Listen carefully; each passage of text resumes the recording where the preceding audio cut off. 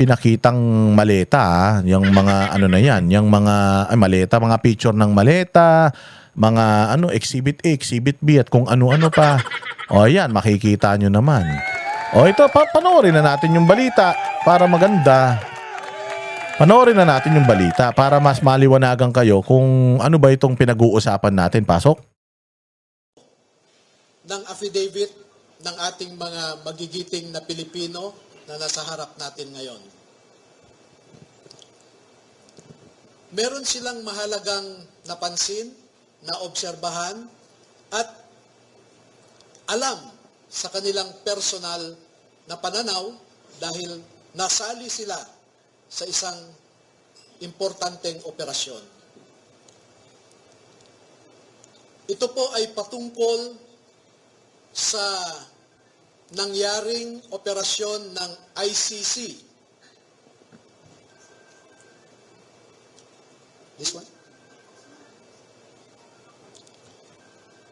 Nasangkot po or nasali ang mga sundalo natin sa ginawang operasyon ng ICC investigators sa Pilipinas. Unang dumating ang mga ICC investigators sa Pilipinas noong December 2028.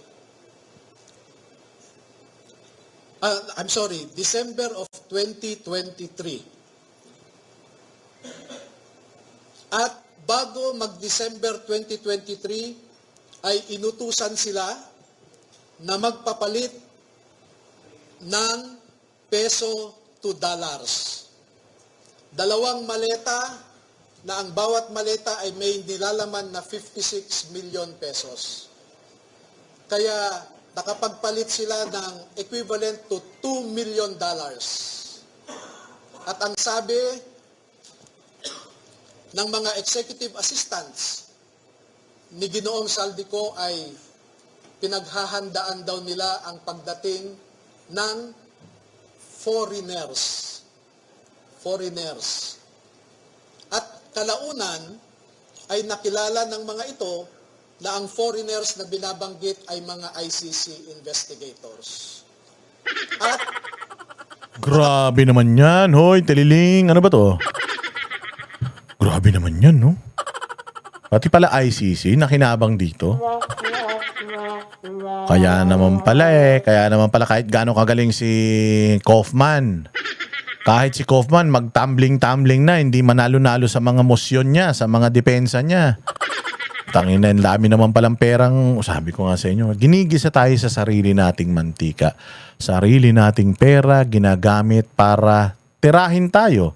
O katulad na lang, sabi ko nga sa inyo, itong nangyayari kay Sir Jack Argota. Yung kaso ni Jack Argota, yung NBI ang nag-file ng kaso sa kanya. So, pera ng taong bayan yung gagamitin ng NBI dyan sa kaso sa kanya. So, si Jack Argota ay taxpayer. May negosyo yan noon. Nagsara lang dahil nagka-leche-leche noong minanipula ang industriya ng vape ng anak ng presidente. Di umano ha. Oo. So, nagbabayad ng buwis yan. Mantakin mo, buwis niya yung ginagamit sa kanya para ipakulong siya. Samantalang nagso-social media lang naman yung tao. Nagjo-joke lang naman yung tao. Tapos kinakasuhan siya. Hindi ba? Dito, ganito rin. O, si Pangulong Duterte ipinadala doon.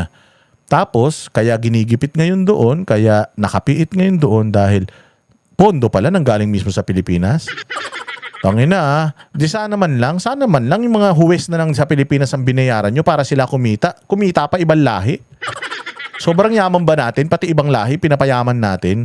Sana, binayad nyo na lang yung pera na yan sa mga huwes dito sa Pilipinas. Marami namang huwes dito na mga kriminal din eh. Sana, binayad nyo sa mga huwes na yan, tapos kumita pa Pilipinas. O kung yung isang huwes na yan nakatanggap ng isang maletang pera, gagastosin niya yan sa Pilipinas. O di, kumita pa yung mga negosyante sa Pilipinas. Takin mo, nagbayad kayo sa ibang lahi? Walang hiya kayo. Papaloob dito na ang ginawa nila ay mag-interview ng mga witnesses na ipinapaarating sa kanila ni Sunny Trillanes. Wala silang ibang... Grabe to si Trillanes, no? Ito merong video ito. Si Enrile. Sinasabi ni Enrile na parang kasalanan ni Trillanes kung bakit nawala sa atin ng Spratlys. Ayungin Shulbas, Spratlys, basta. Kaya daw nawala yan sa atin kagagawan ni Trillanes. Parang nag-traidor daw si Trillanes sa taong bayan sa Pilipinas dahil naging backdoor. Talagang backdoor yan. Mahilig sa backdoor magpadaan yan. Yung backdoor niyan siguro maluwag na. Oo, pero yung bumabackdoor daw yan sa China at dahil nga doon sa kanyang kalokohan, di umano, according to Enrile, patay na si Enrile. Dinala na ni Enrile sa impyerno yung yung istorya ng ni Trillanes, yung debate nila sa Senado Kumakalat para sa social media ngayon yun. So, doon pa lang may ginagawa ng kabalbalan ito si Tililing. Mahilig talaga si Tililing makipag-usap-usap ng pailalim sa ibang bansa. O kita mo, dito, consistent. Sinasabi nitong video na to, ito nagsasalita na si Tililing daw ay nakikipag-usap sa ICC, tapos di umano, may pera pa daw na natatanggap. Oo, ay may pera pa daw na ginamit para dito sa ICC case na ito, sa pagpapakulong kay Pangulong Duterte. Hoy, Trillanes, grabe ka naman. Alam mo yung kasamaan ng isang tao, yung ginawa mo, mga 1,000,000 tao. Putang ina, kulang yung isang buhay mo para sa mga kasalanang ginawa mo sa Pilipinas. Kung sa pagtatraidor sa bayang Pilipinas, mamamatay ka sa bawat pagtatraidor, magiging kang bopis. Tatadtarin ka ng pinong-pino. Kasi 'di ba, halimbawa, halimbawa, ninital injection ka na, namatay ka na. Sa sobrang dami ng kasalanan niya sa Pilipinas, kahit patay na 'yan, kailangan lahat ng klase ng paraan para bitayin or tsugiin ng isang tao, gagawin sa kanya. Sabi ko sa sobrang dami ng kasalanan sa bayan niyan, magiging bopis yan. Tad talaga yan. Grabe kung totoo ito kung totoo ito, grabe, wala kayong konsensya. Hindi kayo naaawa sa bayang Pilipinas na pera ng taong bayan ginagamit nyo sa mga ganyan. Alam nyo, ang sarap kaya. Sa totoo lang Ako ang sarap kaya yung matutulog ka, gigising ka, magbablog ka, almusal ka, tapos pupunta ka sa gym, mag-workout ka, tapos pag uwi mo, manonood ka ng Netflix. Para sa akin yun yung perpekto na buhay yung magbablog ako, tapos tapos ko mag-vlog, makakapunta ako sa ibang bansa, mamamasyal-masyal ako. Yung sakto lang, yung kinikita mo para sa sarili mo, nakakapagparal ka ng anak, yung mga magulang mo, nabibigyan mo ng allowance, nabibigyan mo ng pambili ng gamot, bigas, tapos kumbaga, maayos kayo. Nakakain ka 3 beses ang araw, nakakain yung mga magulang mo 3 beses ang araw, natutulungan mo yung mga kamag-anak mo, yung mga kapatid mo, nakakapag-share ka pa sa ibang tao, tapos yung mga anak mo, napapag-aral mo sa maayos na eskwelahan, nabibigyan mo ng baon pag may kailangan, nabibigay mo sa kanila. Para sa akin, yun yung ideal and perfect life. Putangin na ninyo, saan nyo dadalhin yung ganyang karaming pera? Tsaka, saan nyo anong meron? Ang hirap maging politiko. Sa totoo lang, gigising ka maaga. Gagamitin mo yung utak mo, gagawa ka ng batas. Tapos maikipagdebate ka pa. Pupunta ka pa kung saan-saan. Tapos kung ano-ano pang mga proyektong gagawin mo. Mas masarap ang buhay ko kaysa sa inyo. Bakit? Kasi pagkatapos nitong vlog ko, magne-Netflix na ako, inom ako ng wine, ganyan.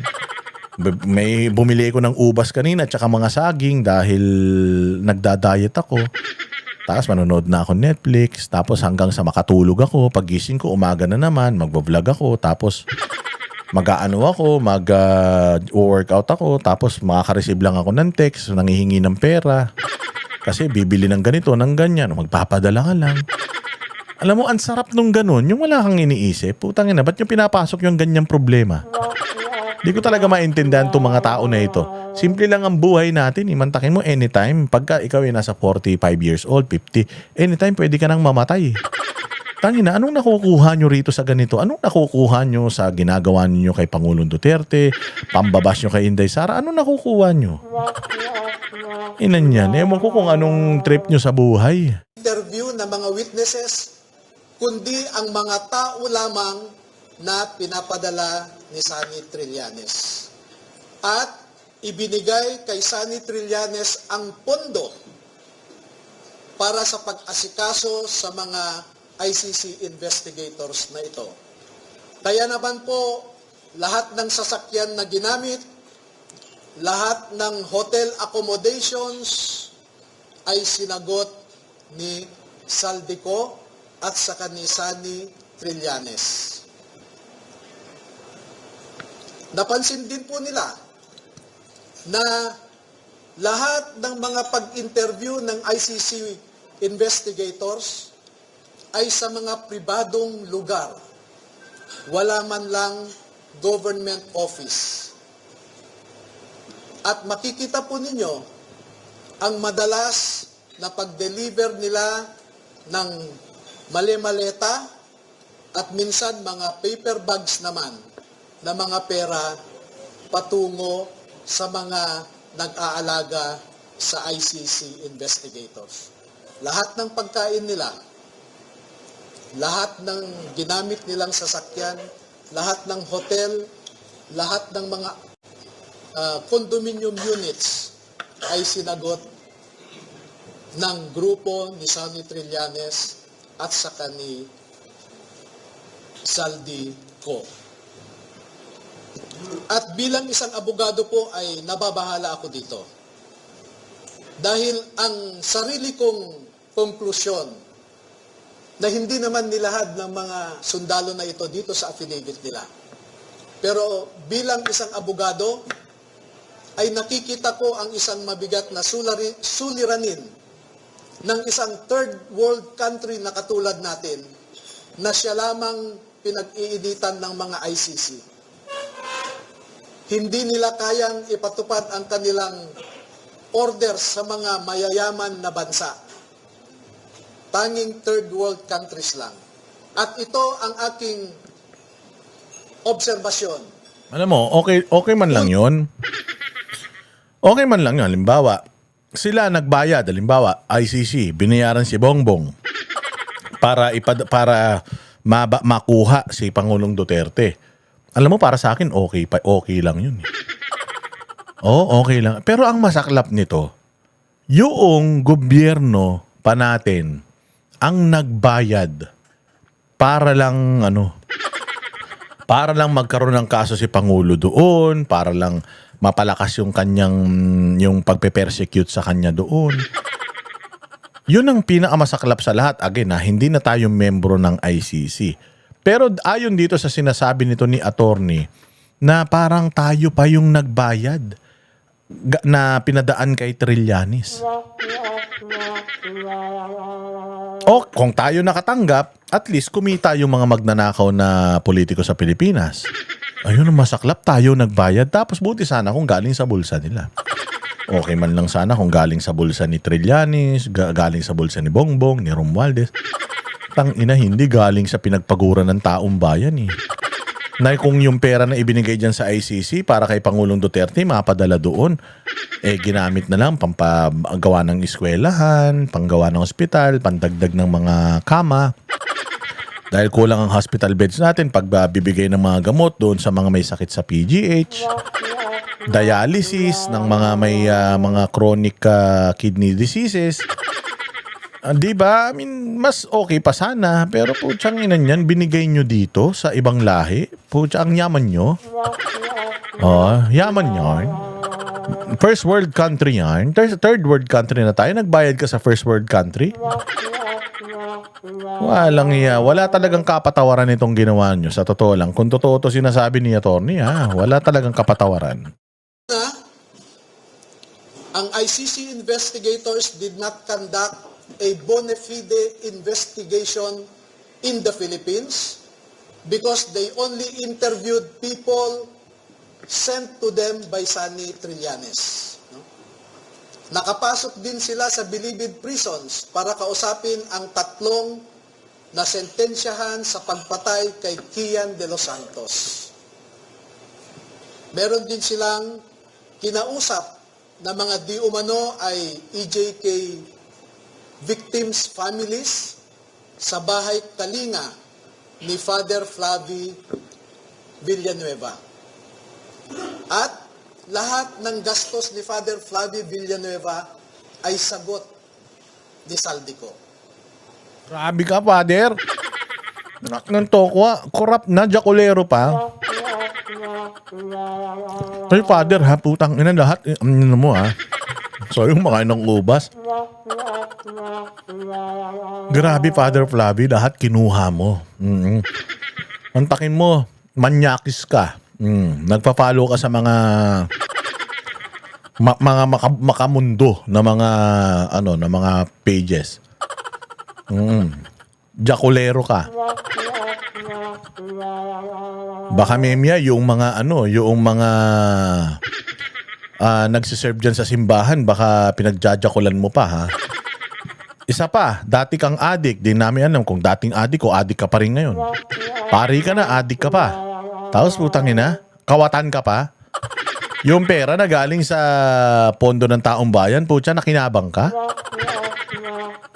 Anak ng putya, kaya wala nagsisimba. Kaya nagagalit kayo ni Father Robert Reyes. Wala na nagsisimba eh.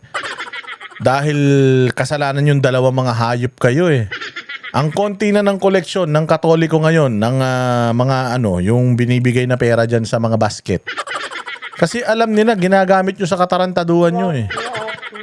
Mga gago talaga kayo to si Father Flavi, matindi ka ha. Hey Flavi, mahiya ka sa balat mo, pare ka naturingan tapos ganito. Number 2, dahil December 2023 lang unang pumunta ang ICC investigators sa Pilipinas, ay hindi nakakaduda that the ICC investigators manufactured the existence of ICC jurisdiction in the Philippines because the residual jurisdiction of ICC ended in March of 2019, or 1 year after the Philippines deposited its articles of withdrawal in the United Nations. Number 4, the ICC investigators themselves committed graft and corruption.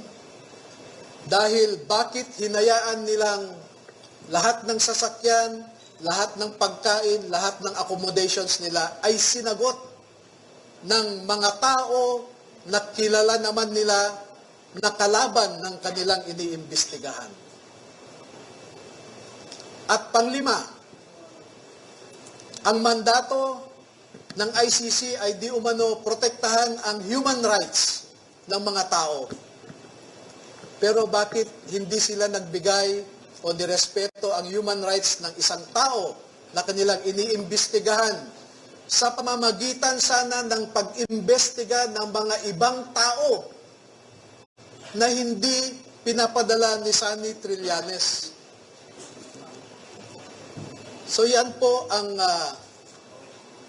buod ng kanilang affidavit. At una ko nang ipaalam sa inyo na bago po kami magbigay ng buong kopya sa inyong lahat, ay pahintulutan muna ninyo kami na isumite ito sa Office of the Ombudsman para makita natin kung umaandar pa ang sistema sa Office of the Ombudsman. Dahil isa ang ngayon ombudsman natin na binanggit dito sa affidavit. Pangalawa, ay magsusumiti rin kami sa ICC mismo para malaman ng ICC ang